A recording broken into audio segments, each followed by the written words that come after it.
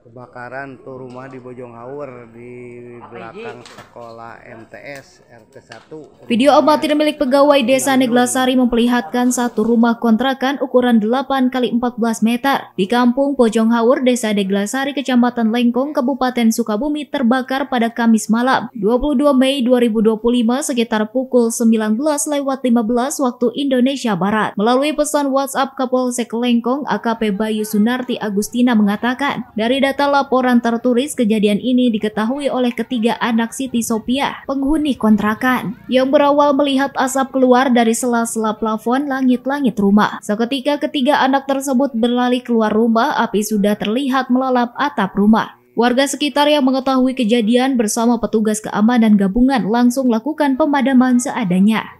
Sementara itu, 2 unit armada pemadam kebakaran Pos Jampang Kulon dikerahkan dalam waktu 1 jam, api berhasil dipadamkan. Dari hasil penyelidikan, lokasi penyebab kebakaran diduga berasal dari konsleting arus listrik. Sementara kerugian akibat kejadian ini masih dalam tahap pendataan. Sedangkan penghuninya sementara waktu diungsikan.